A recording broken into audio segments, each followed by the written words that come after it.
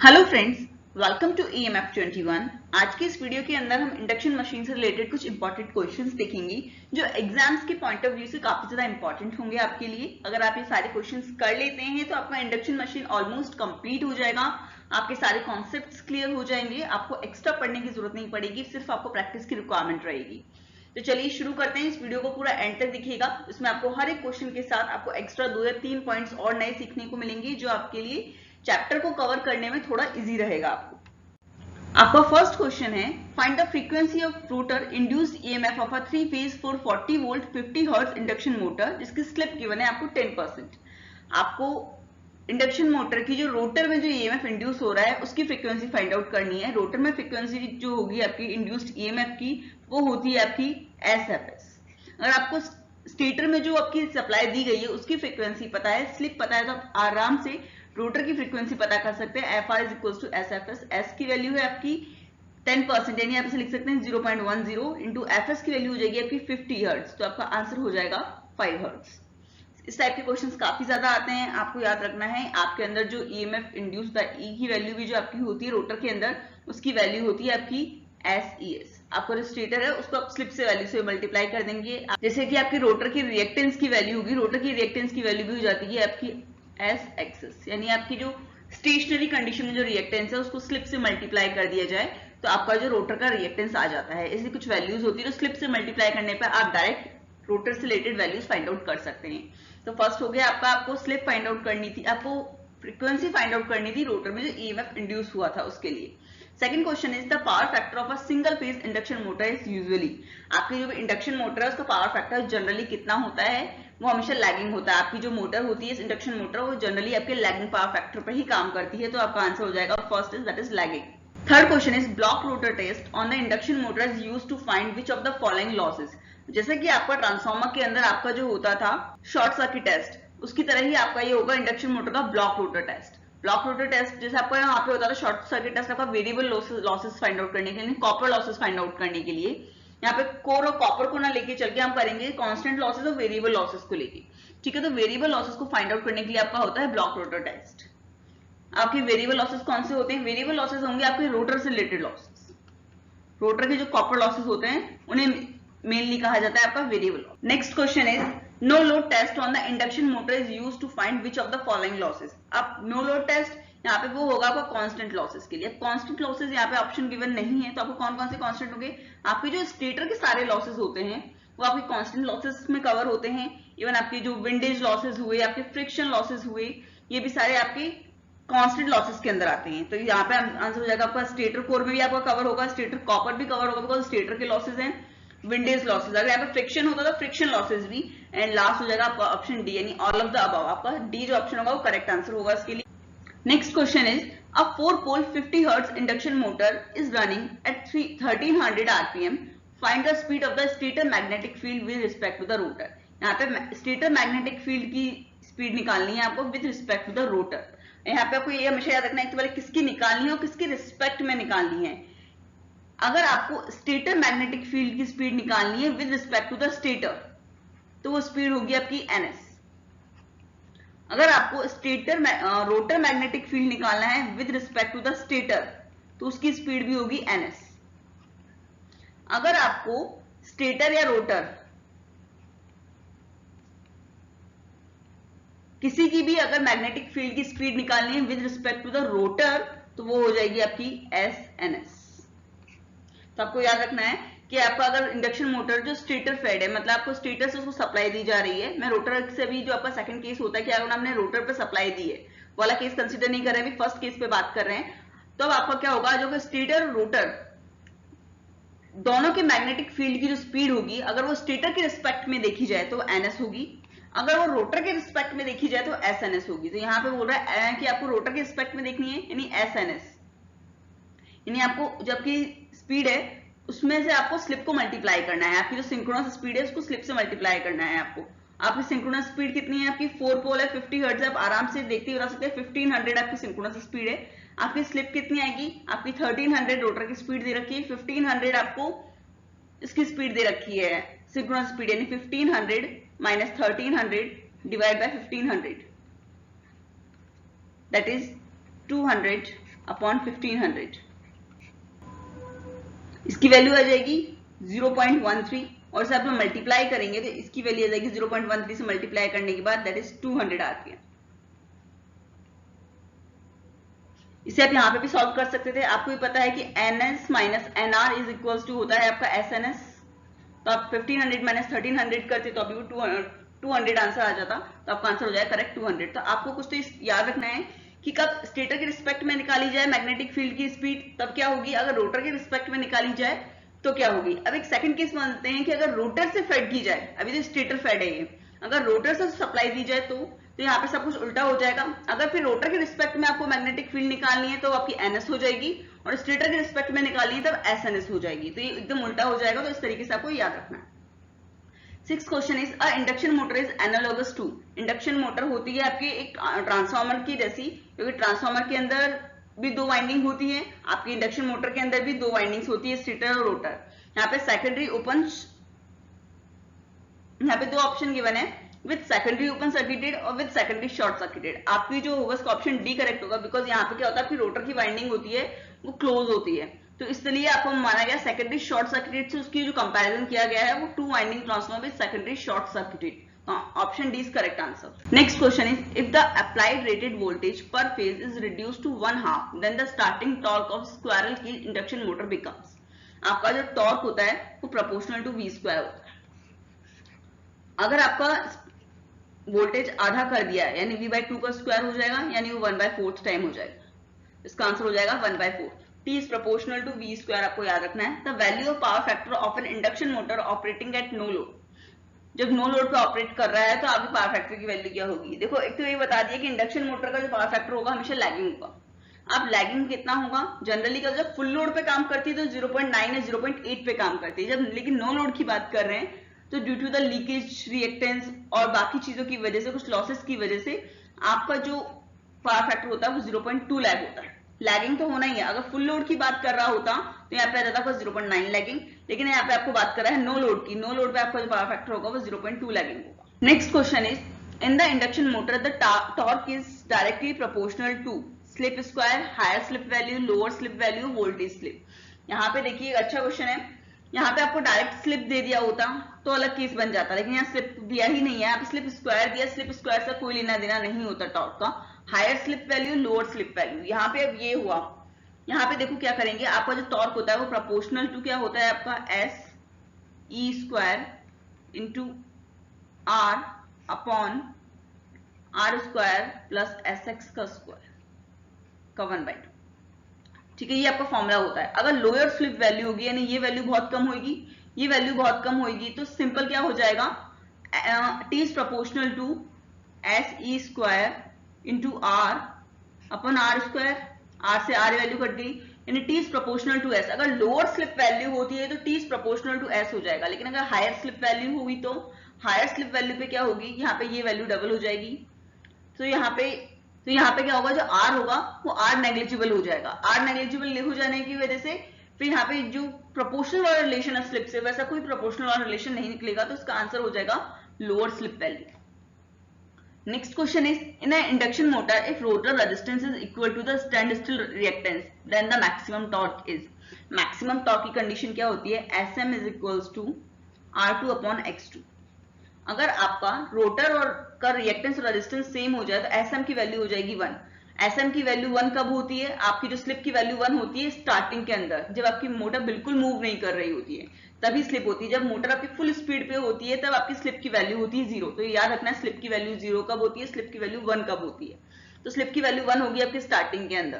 तो अगर आपका रोटर और रिएक्टेंस की वैल्यू सेम हो जाती है, सॉरी रोटर रेजिस्टेंस और रिएक्टेंस की वैल्यू सेम हो जाती है, तो आपकी जो वैल्यू आएगी स्लिप की वो आएगी 1, जो होती है स्टार्टिंग में, तो होती है equal to the starting torque, जिसका आंसर हो जाएगा A. Next question is slip of a 3-फेज इंडक्शन मोटर में बी एक्सप्रेस्ड एज, आपकी जो स्लिप है वो किस तरीके से, आपको कुछ फॉर्मुलेस के पता होने चाहिए। अब स्लिप क्या होता है, rotor copper loss upon rotor power input, इससे भी रिप्रेजेंट की जाती है। ये फॉर्मूला आपको याद रखना पड़ेगा, कुछ फॉर्मुले की पूरी डेरिवेशन है, पूरी डेरिवेशन याद करने की जरूरत नहीं है, आपको कुछ फॉर्मुले इस पे बनते हैं, कुछ फॉर्मुलेज हैं जिनसे डायरेक्ट क्वेश्चन पूछा जाता है, न्यूमेरिकल आ जाता है, या फिर कुछ डायरेक्ट फॉर्मुले ही पूछ लिए जाते हैं, जैसे कि ये क्वेश्चन पूछा हुआ है, एग्जाम में आया हुआ क्वेश्चन है। तो ऐसे कुछ फॉर्मुलेज हम देख लेते हैं। फर्स्ट फॉर्मूला होगा आपका rotor power output upon rotor power input, जो हो जाएगा आपका 1 माइनस एस। आपको एक फॉर्मूला याद रखना है, इस पे भी क्वेश्चंस कई बार पूछते हैं। जो एफिशिएंसी है रोटर की वो रिप्रेजेंट की जाती है 1 माइनस एस से। 1 माइनस एस यानी एन अपॉन एन एस, या फिर पावर आउटपुट अपॉन इनपुट। ये दोनों आपस में लिंक्ड है, लेकिन कभी कभी इतना घूम जाते हैं सिंपल से क्वेश्चन के अंदर कि वो नहीं हो पाता है। थर्ड इज आपकी जो स्लिप पूछ ली जाती है वो इस तरीके से बताया जाता है, copper losses is equals to S into rotor power input. तो इस तरीके कुछ क्वेश्चन फॉर्मुलेज हैं, फॉर्मुले से डायरेक्ट क्वेश्चंस आ जाते हैं, डायरेक्ट वैल्यूज कुछ न्यूमेरिकल्स आ जाते हैं, सिंपल न्यूमेरिकल होते हैं। सिर्फ आपको अगर फॉर्मुले पता है तो आपके लिए बहुत आसान हो जाएगा, क्वेश्चन आराम से हो जाएगा इसके अंदर। तो ये फॉर्मुले प्लीज, ये तीनों फॉर्मुले अच्छे से याद कर लीजिएगा। Next question is which of the following is a speed control method of a 3-फेज squirrel cage induction motor. Squirrel cage motor के इंडक्शन मोटर के अंदर स्पीड कंट्रोल मेथड कौन सा यूज होता है? Plugging method. प्लगिंग आपको पता है ब्रेकिंग का मेथड है, कोई स्पीड कंट्रोल का मेथड नहीं है। ब्रेकिंग के 3 मेथड्स होते हैं, प्लगिंग, डायनेमिक ब्रेकिंग, प्लगिंग और फिर regenerative braking. Autotransformer method ये आपका स्टार्टिंग मेथड है। स्टार्टिंग मेथड के अंदर क्या होता है, स्टार्टिंग करंट को, स्टार्टिंग टॉर्क को बढ़ाया जाता है। तो ऑटो ट्रांसफॉर्मर मेथड आपका स्टार्टिंग मेथड है, कोई स्पीड कंट्रोल मेथड नहीं है। Pole changing method, pole changing method is a speed control method. DOL यानी आपका डायरेक्ट ऑनलाइन स्टार्टर मेथड, ये भी आपका स्टार्टिंग का मेथड है। तो इसका आंसर आपका हो जाएगा सी, पोल चेंजिंग मेथड। आपको बाकी मेथड्स याद रखने हैं। आपको ब्रेकिंग के लिए कौन कौन से मेथड्स होते हैं, प्लगिंग, डायनामिक और रीजनरेटिव ब्रेकिंग। आपको स्टार्टिंग के कौन कौन से मेथड होते हैं, आपके मेनली DOL मेथड है, direct online starter method. Second is auto transform method और थर्ड इज आपका star delta transform method, star delta starting method. आपको ये तीनों मेथड्स के बारे में पता होना चाहिए। 13. During starting of a 3-phase induction motor, the machine may refuse to start. This phenomena is known as। अगर आपका स्टार्टिंग के अंदर मोटर स्टार्ट होने से मना कर दे, 3-फेज इंडक्शन मोटर की बात हो रही है, सिंगल फेज इंडक्शन मोटर की बात नहीं हो रही है। सिंगल फेज इंडक्शन मोटर तो डेफिनेटली सेल्फ स्टार्टिंग होती ही नहीं है। जो सेल्फ स्टार्टिंग मशीन नहीं है वो है आपकी सिंगल फेज इंडक्शन मोटर, ये भी याद रखिएगा। 3-फेज इंडक्शन मोटर अगर स्टार्टिंग में स्टार्ट होने से मना कर दे तो उसका रीजन क्या हो सकता है? सिंगल फेजिंग, क्रॉलिंग, कॉगिंग और स्टालिंग। पहले सिंगल फेजिंग क्या होता है? सिंगल फेजिंग होता है कि आपके 3 फेज में से एक फेज खराब हो गया, उसमें कोई फॉल्ट आ गया, तो अचानक से क्या होता है, आपकी मोटर बंद नहीं होती है। उसे कहते हैं आपको जो इसकी एफिशिएंसी कम हो जाती है, किस तरीके से कम होती है वो एक अलग फिनोमेना है, लेकिन जो आपका एक फेज होता है ना वो गायब हो जाना, इसको कहते हैं आपकी सिंगल फेजिंग। वो सिंगल फेज पे काम करने लग जाती है, उसकी एफिशिएंसी बहुत डाउन हो जाती है, उसे कहते हैं सिंगल फेजिंग। क्रॉलिंग, क्रॉलिंग क्या होता है? आपके हार्मोनिक्स की वजह से जो स्पीड में चेंज आता है उसे कहते हैं क्रॉलिंग।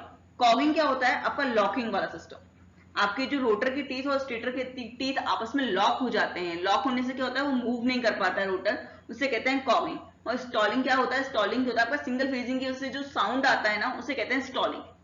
तो आपकी अगर मोटर स्टार्ट नहीं हो रही है, स्टार्ट नहीं हो गया फिर कॉगिंग की वजह से, बिकॉज वो लॉकिंग सिस्टम हो जाएगा और वो आपके रोटर के टीथ और स्टेटर के टीथ आपस में लॉक हो जाएंगे, इसलिए आपकी मोटर स्टार्ट नहीं होगी। इसके लिए क्या होता है, आपके जो स्लॉट्स होते हैं रोटर के वो थोड़े से अलाइंड होते हैं, स्क्यूड होते हैं, जिसकी वजह से आपको लॉकिंग वाली टेंडेंसी उसे रिड्यूस किया जा सके। इसका आंसर हो जाएगा सी, कॉगिंग। लेकिन आपको पता होना चाहिए सिंगल फेजिंग क्या होती है, क्रॉलिंग क्या होती है। क्रॉलिंग से भी क्वेश्चंस बनते हैं और सिंगल फेजिंग सिंपल भी पूछ लिया जाता है कि सिंगल फेजिंग क्या होता है। Next question is direct online starter method of induction motor is generally restricted for. कहां आपका direct online starting method use किया जाता है? डायरेक्ट ऑनलाइन स्टार्टिंग मेथड का मतलब नाम सुनते ही समझ में आ रहा है, ये सीधे आपकी क्या होती है, करंट बढ़ा दी जाती है, करंट बढ़ाते जाते हैं और आपको डायरेक्ट उसे सप्लाई देते जाते हैं, इससे आपकी स्टार्टिंग होती है। ये कब अप्लाई होगी? जब आपकी कम पावर की जो मोटर होगी, अगर ज्यादा पावर की मोटर होगी तो ज्यादा करंट देनी पड़ेगी, वो अचानक से ज्यादा करंट, ऑब्वियसली स्टार्टिंग में आपकी करंट आपको पता है कितनी ज्यादा देनी पड़ती है, आपकी फुल रेटेड वैल्यू से भी आपकी बहुत ज्यादा वैल्यू होती है स्टार्टिंग करंट की वैल्यू। तो हम ज्यादा करंट देंगे तो आपकी मोटर की वाइंडिंग्स बर्न हो सकती है। तो इसलिए क्या होगा, जब आपकी छोटी मोटर्स होती हैं, लो पावर की जो मोटर्स होती है, वहां आप direct online starting method use कर सकते हो, पर आपकी जो हाई पावर की जो मेथड होंगी वहां पे आप direct online starter method use नहीं करेंगे, आप बाकी के स्टार्टर मेथड यूज करेंगे, that is star delta auto transform method. तो ये आपका आंसर हो जाएगा, रिस्ट्रिक्टेड कहां होंगे, लो हॉर्स पावर पे। Next question is a star delta starter is equivalent to an auto transformer starter with a tapping off. पहले तो देखते हैं स्टार डेल्टा स्टार्टर होता क्या है, ऑटो ट्रांसफार्मर स्टार्टर होता क्या है। ऑटो ट्रांसफार्मर के अंदर क्या होता है, टैपिंग की हेल्प से आपकी करंट कम ज्यादा की जाती है, ठीक है। स्टार डेल्टा के अंदर आपको पता है √3 का आपका फिनोमेना चलता है, करंट √3 टाइम्स ज्यादा हो जाती है। तो इस तरीके से आपकी जो करंट होती है वो बढ़ाई जाती है, स्टार डेल्टा में √3 टाइम्स आपकी बढ़ा दी जाती है। ऑटो ट्रांसफार्मर के अंदर टैपिंग चेंज करते रहते हैं। अब इसके अंदर क्या होगा, आपके अगर √3 टाइम्स ही इसकी टैपिंग कर दी जाए तो आपके लिए स्टार डेल्टा और ऑटो ट्रांसफार्मर मेथड सेम हो जाएंगे। तो क्या होगा, 1/√3, इसका जो फैक्टर चलता है स्टार डेल्टा का 1/√3 का चलता है। तो आंसर हो जाएगा आपका 1/√3 की वैल्यू कितनी आएगी, 57.73। इसका आंसर हो जाएगा 57.73%। अगर हम इतनी टैपिंग कर दें तो हमारा auto transformer star delta transformer दोनों सेम हो जाएगा। इसके लिए आपको स्टार्टर जो भी आप यूज करें, कोई भी स्टार्टर यूज करो, सेम आपको करंट मिलेगी। Next question is a 4-pole induction motor is supplied by a slightly unbalanced 3-phase 50 Hz rotating at the 1440 rpm। देखो अब यहाँ तो पहली बात है कि जो आपको सप्लाई मिलती है फुल्ली बैलेंस नहीं है, उसमें थोड़ा सा अनबैलेंस है। द इलेक्ट्रिकल फ्रीक्वेंसी बतानी है हमें हर्ट्ज के अंदर इन द जो आपका नेगेटिव सीक्वेंस करंट आएगी रोटर के अंदर उसकी, ठीक है। थोड़ा सा डिफरेंट क्वेश्चन है, अच्छा क्वेश्चन है, एग्जाम में आया हुआ क्वेश्चन है। तो चलिए देखते हैं। सबसे पहले तो हमें इसकी निकालनी पड़ेगी आपको सिंक्रोनस स्पीड। सिंक्रोनस स्पीड आप देखते ही बता सकते हैं, आपको पता होना चाहिए। अगर आपकी 50 हर्ट्ज जो आपकी जनरली हर क्वेश्चन के अंदर आती है, 50 हर्ट्ज की बात कर रही हूं मैं। अगर 2 पोल है तो 3000 आरपीएम, 4 पोल है तो 1500, 6 पोल है तो 1000। आप क्वेश्चन करेंगे, ज्यादा प्रैक्टिस करेंगे, आपको वैल्यूज अपने आप याद होती चली जाएंगी। तो एनएस आपकी जो वैल्यू हो गई वो हो गई आपकी 1500 आरपीएम, ठीक है। आपको एनआर की वैल्यू पता है, दैट इज 1440। तो आपको एस की वैल्यू निकाल सकते हैं यहाँ 1500 माइनस 1440 डिवाइड बाय 1500।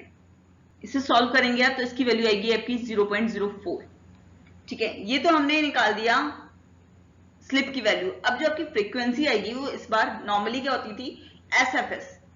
आपकी जो रोटर की फ्रीक्वेंसी होती थी वो एसएफएस होती थी, लेकिन यहाँ पे एसएफएस ना होकर जो आपकी जो नेगेटिव सीक्वेंस कंपोनेंट निकलेगा वो निकलेगा 2 - s इंटू एफएस, यानी 2 - 0.04 इंटू एफएस इज 50। तो इसकी वैल्यू आएगी आपकी 98 हर्ट्ज। जो आपका नेगेटिव सीक्वेंस कंपोनेंट है वो होगा आपका 98 हर्ट्ज का, ठीक है। ये याद रखना है कि आपको नेगेटिव सीक्वेंस कंपोनेंट की जो फ्रीक्वेंसी होती है उसकी वैल्यू एसएफएस ना होकर 2 - s इंटू एफएस होती है, ओके।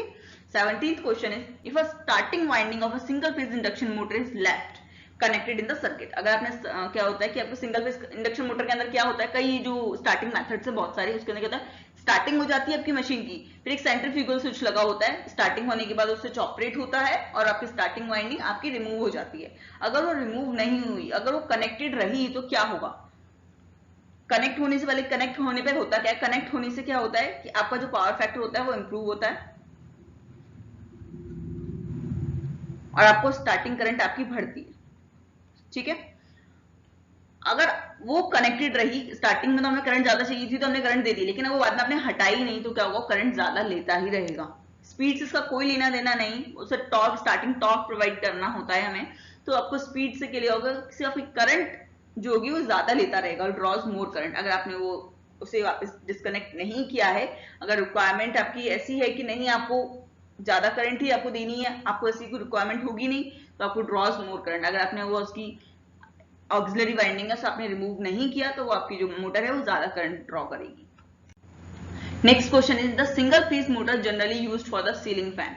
ये एप्लीकेशन से रिलेटेड क्वेश्चंस हमेशा आते हैं, आपको कुछ याद करने ही पड़ेंगे या कुछ समझने ही पड़ेंगे कि आपको नहीं। एप्लीकेशन से related question single phase motor के तो स्पेशली बनते हैं, रिलक्टेंस मोटर, हिस्टेरेसिस मोटर, आपके इनसे क्वेश्चंस बहुत ज्यादा हर एग्जाम में एक आध क्वेश्चन आ ही जाता है। तो सिंगल फेज मोटर आपको जो सीलिंग फैन के अंदर यूज होती है परमानेंट कैपेसिटर मेथड यूज होती है, उसके अंदर कैपेसिटर लगा होता है, वो लगा ही रहता है उसके अंदर, वो सेंट्रीफ्यूगल स्विच से डिस्कनेक्ट नहीं होता है। परमानेंट कैपेसिटर मेथड से बोलते हैं, capacitor starting single phase motor कहते हैं इसे।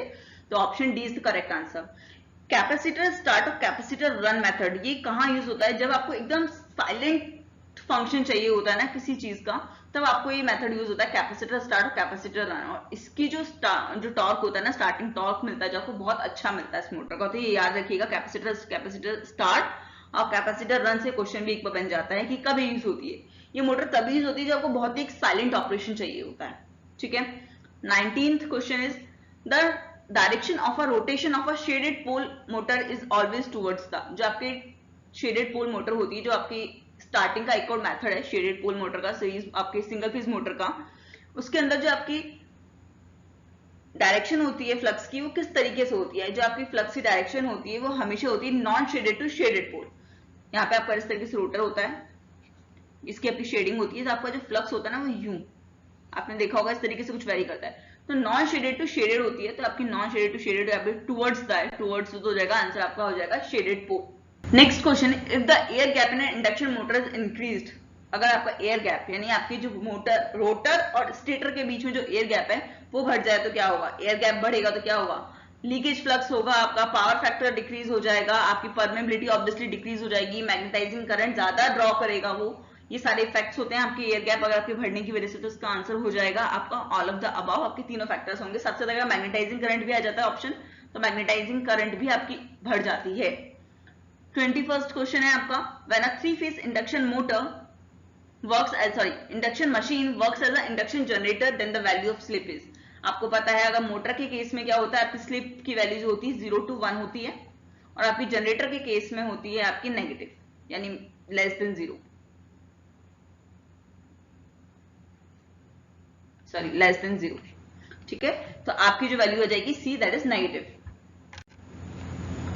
23rd is double revolving theory. Double revolving field theory जो होती है आपके सिंगल फेज इंडक्शन मोटर है, उसका जो प्रिंसिपल है, वर्किंग प्रिंसिपल है, इसको एक्सप्लेन करने के लिए हम डबल फील्ड रिवॉल्विंग थ्योरी का यूज करते हैं। Is based on the idea that pulsating field produced in a single phase motor can be resolve in two components of, obviously जो आपका एम्पलीट्यूड होता है, जैसे आपका फ्लक्स होता है वो 5/2 हो जाता है, दो पार्ट में डिवाइड होता है, तो उसका हाफ हो जाता है, and rotating in the opposite direction. जैसे कि आपका क्या होता था, आपका फ्लक्स जो वेरी हो रहा है यहाँ से, मतलब यहाँ पे मान लीजिए नॉर्थ है, यहाँ साउथ पोल है, तो फ्लक्स होता था क्या होता था 5/2 यहाँ चला जाता था, 5/2 यहाँ चला जाता था आपके योग के अंदर।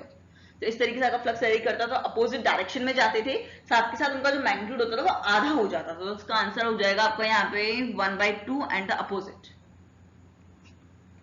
Next question, in a double field revolving theory of a single phase induction motor, the slip in the forward direction is S, the slip in the backward direction is, आपके अंदर अगर फॉरवर्ड डायरेक्शन के अंदर जो flux है उसकी slip दे दी है S, तो नेगेटिव डायरेक्शन में नेगेटिव सीक्वेंस आप जो कह सकते हो उसकी स्लिप कितनी होगी, अभी बताया था, that is 2 - S, that is option is B. हमने क्वेश्चन भी किया था इसका भी। The rotor of induction motor always, आपका जो रोटर होता है वो हमेशा स्टेटर जो आपके फ्लक्स होता है उसी की डायरेक्शन में रिवॉल्व करता है, तो आपका जो आंसर हो जाएगा option A, revolves in the direction of the stator flux. आपकी अगर स्टेटर की फ्लक्स की डायरेक्शन ये है तो आपकी रोटर भी इसी तरीके से होता है, तो आपका जो नेट स्पीड होती है वो माइनस हो जाती है, लाइक इसकी NS है और इसकी NR है, तो NS - NR कर देते हैं, तो अभी आपकी मैग्नेटिक फील्ड, तो NS - NR क्या होता है आपका SNS, यही तो आपकी मैग्नेटिक फील्ड की अभी बताई थी कि आपकी मैग्नेटिक फील्ड की जो स्पीड है वो कितनी होती है, SNS हो जाती है ना, तो इसलिए ही आपका SNS इसलिए है कि दोनों सेम डायरेक्शन में होते हैं, दोनों सेम डायरेक्शन में होंगे तो आपकी जो रिलेटिव स्पीड आएगी वो माइनस में आ जाएगी। अगर अपोजिट डायरेक्शन में होती तो रिलेटिव स्पीड आपकी ऐड हो जाती है, हमने बेसिक फिजिक्स है, नॉर्मल है, इसका NS - NR is equals to SNS हो जाता है। Next question is which of the following motor has a, ये होगा लार्जेस्ट, यहाँ पे होगा लार्जेस्ट स्टार्टिंग टॉर्क, कौन सी मोटर इसका लार्जेस्ट स्टार्टिंग टॉर्क होता है, आपका शेडेड पोल, शेडेड पोल का तो स्टार्टिंग टॉर्क सबसे कम होता है, capacitor, start, split phase and repulsion, repulsion answer होगा आपका, रिपल्शन मोटर होगी वो, स्पेशली आपकी सबसे ज्यादा स्टार्टिंग टॉर्क होता है उसका ही होता है, ठीक है।